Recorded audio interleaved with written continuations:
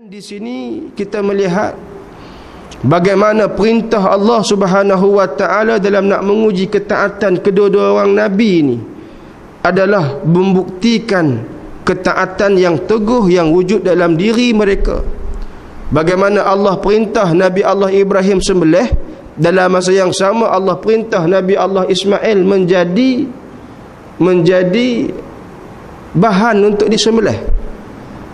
Tuan-tuan, pada hari ini tidak ada perintah Allah Subhanahu wa taala sampai ke tahap diperintahkan kepada kita sembelih anak, tak ada. Wallahu alam lah kalau di Sri Gombak ni ada. Tapi pastinya tak ada perintah sampai suruh sembelih anak. Tak ada perintah sampai kita nak dijadikan bahan sembelih, tak ada. Allah Subhanahu wa taala hanya perintahkan kita melakukan beberapa perkara yang telah disyariatkan oleh Allah Subhanahu wa taala, dalam masa yang sama memelihara diri daripada melakukan dosa kepada Allah. Allah perintah hak tu ya. Tapi nak dapat kita lihat pada hari ini, ketaatan yang kita lakukan dan keyakinan yang kita tunjukkan dalam membuktikan keimanan kita kepada Allah tidaklah begitu seperti mana yang dipamerkan oleh kedua-dua orang Nabi ini. Pada hari ini kita melihat bagaimana hukum-hukum Allah, bagaimana ayat-ayat Allah, bagaimana Al-Quran dipertikaikan oleh manusia. Dipertikaikan oleh manusia, dipertikaikan oleh orang yang tidak beriman, bahkan dipertikaikan sendiri oleh orang yang beriman. Justru di mana kita nak mengambil roh dan semangat apa yang berlaku dalam peristiwa korban ni.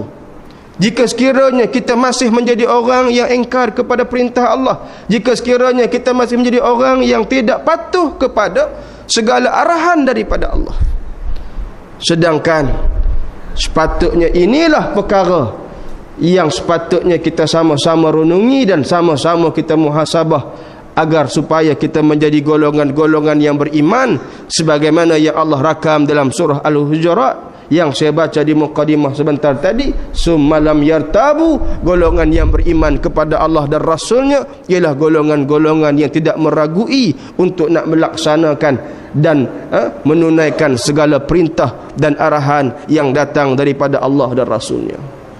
Mudah-mudahan tuan-tuan sekalian, sempena dengan kita berada pada Hari Raya Korban ni, marilah sama-sama kita meningkatkan kepatuhan kita, ketaatan kita kepada segala perintah Allah.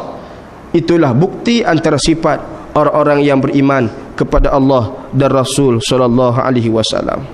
Tuan-tuan dan puan-puan muslimin dan muslimat yang dikasihi sekalian, mudah-mudahan kita berdoa pada Allah agar kita termasuk di kalangan golongan-golongan tersebut. InsyaAllah pada pagi ini saya berhajat untuk nak menyambung pengajian kita menggunakan kitab Muqaddimah Aqidah Muslimin yang dikarang oleh Fadil Ustaz Tuan Guru Haji Abdul Hadi Awang. Kalau tuan-tuan masih ingat, pada bulan lepas kita telah membincangkan tentang perkara-perkara yang melibatkan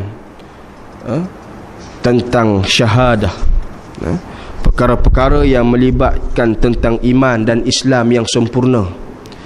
Telah dibawa datang tentang perkara yang boleh membatalkan iman. Kita mengetahui iman tu apa, dan kita melihat tentang perkara yang membatalkan iman.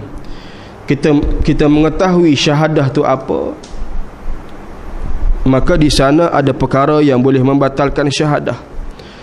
Kerana tuan-tuan sekalian, diumpama kita sembahyang, bila sebut kita sembahyang, ada perkara yang boleh membatalkan sembahyang.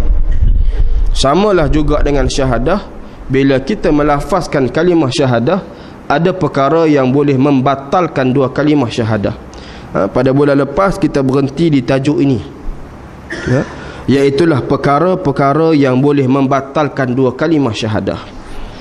Disebutkan oleh pengarang kitab ini bagaimana dia memetik daripada kitab Al-Islam yang dikarang oleh Syekh Sa'id Awa dalam menyatakan tentang perkara-perkara yang boleh membatalkan dua kalimah syahadah. Yang pertama disebutkan antara perkara yang boleh membatalkan dua kalimah syahadah iaitulah bertawakal dan bergantung kepada yang lain daripada Allah Subhanahu wa taala. Maksudnya, bagaimana antara perkara yang boleh membatalkan dua kalimah syahadah ialah ketika mana kebergantungan kita, tawakal kita selain daripada Allah Subhanahu wa taala.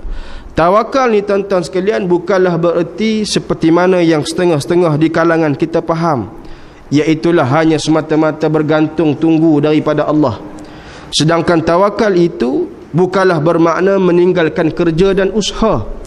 Akan tetapi tawakal itu adalah bekerja dan berusaha juga adalah perkara yang diperintahkan oleh Allah Subhanahu wa taala, di samping memiliki tawakal, memiliki penyerahan kepada Allah Subhanahu wa taala.